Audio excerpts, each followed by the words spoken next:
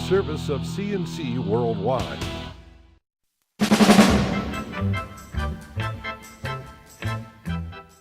The Daily is a service of CNC News and Jib Jab. Greetings, I'm Bud Lowell. The full AccuWeather forecast is right across the top of every CNC local news page.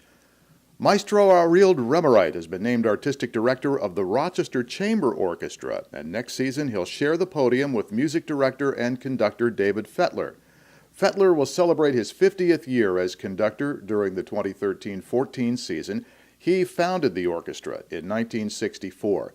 The RCO draws its players from the Eastman School of Music faculty and also from the Rochester Philharmonic. Fettler will become conductor laureate, and Remerite will step in to expand the season as music director. Remerite will open the season with a concert in October. Arild Remerite was let go by the Rochester Philharmonic Board in January after a dispute over his management style. Monroe County's Democratic Party has designated Tom Richards as its candidate for re-election as mayor of Rochester. City Democrats held their designating committee meeting in downtown Rochester Thursday night. Richards won with nearly 57% of the committee members' support. That means there will be a primary in September between Mayor Richards and City Council President Lovely Warren, who also wants the Democratic nomination. Warren made a brief appearance at the meeting and left, saying she is still in the race, and she will officially launch Phase 2, her primary campaign, next week. Richards accepted the party's designation with thanks and said he is confident of winning re-election in November. Rochester Mayor Tom Richards has handed a $481.7 million budget over to City Council, saying it will close this year's remaining revenue shortage of $28 million without raising property taxes and will continue to make critical investments in Rochester's future.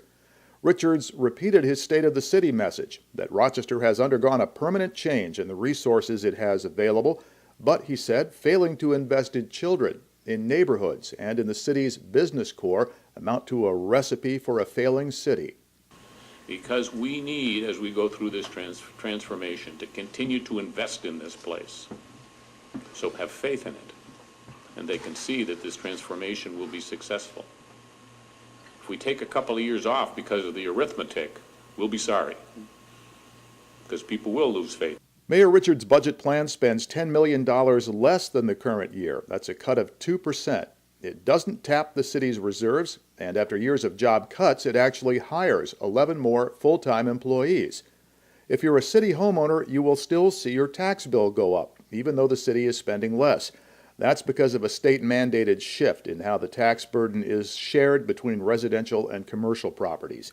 A house assessed at $70,000 would pay about $24 more in taxes next year, but the city is also raising the snow plowing, garbage, and other service fees, so that typical tax bill actually goes up by more than $43. An average business owner will see his or her tax bill drop by close to $250. Mayor Richards is adding more snow plowing routes, so service should be faster. He's increasing funding to after-school programs and maintaining all city library branches. But one big change we'll all see if the mayor's plan is approved is elimination of the Rochester Police Mounted Patrol.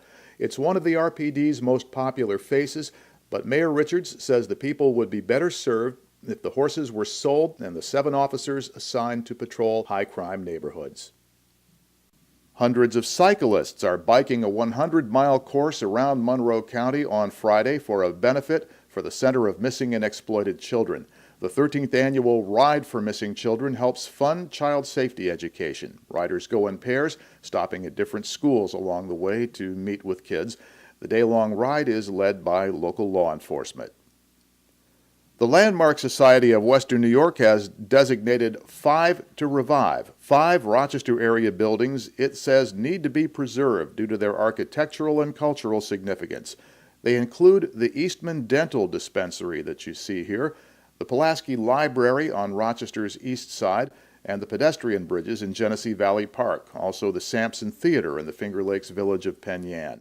All are said to be at risk because of age and neglect, but all are basically sound. They could be redeveloped for new uses under the right circumstances, as have many other buildings across this region. The Landmark Society designation means that group will work with owners, with local governments, with developers, and do whatever they can to help make that happen. Buffalo Bills CEO Russ Brandon has named Doug Whaley as the team's new general manager. Whaley now becomes the 12th GM in the history of the Bills franchise. He was hired 3 years ago as assistant GM and director of pro personnel. His role has expanded to include college scouting and putting together the team's draft. Brandon says Whaley is committed to reestablishing a winning tradition for the fans. The two people accused of causing Fairport teacher Heather Boyum's death began their separate trials Thursday at the Hall of Justice in downtown Rochester. Megan Merkel and her boyfriend Mark Sherbo are accused of manslaughter and drunken driving. Sherbo was riding his motorcycle on Route 250 in Penfield, popping wheelies, repeatedly passing Merkel's car on the left and the right after a night of drinking. When he went to pass Merkel's car on the shoulder, he hit Boyum on her bicycle. That impact tossed her in front of Merkel's car, and she was killed. Merkel's trial opened first. The prosecution said she was too drunk to see the accident was coming. The defense argued that Merkel was in the correct lane and wasn't speeding, and that it was Sherbo who caused the accident. In Sherbo's trial, the defense said the incident was an accident, not a crime. The witness testimony begins Monday. The Livingston County Drug Task Force capped a 6-month investigation Thursday with 19 arrests on various drug crimes. The Livingston County Sheriff's Office says all these arrests resulted from citizens phoning in tips about suspicious activity. Those arrested were charged with possession of various drugs, selling drugs, and possessing illegal guns. Deputies seized guns, drugs, and money, serving search warrants at a number of different addresses. Governor Andrew Cuomo has announced a comprehensive settlement of disputes between the state, the Oneida Indian Nation, and 2 central New York counties.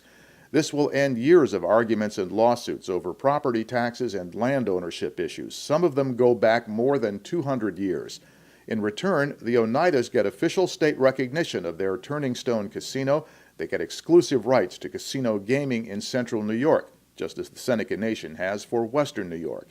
The Oneidas will also pay a share of their gaming revenues to the state and to Oneida and Madison counties. You'll find links to these and other stories to the left of this player window, and at the bottom of the page, links you can use to post news and information directly to us. Next news is as it happens. Updates are as necessary. Have a great weekend. I'm Bud Lowell, CNC News.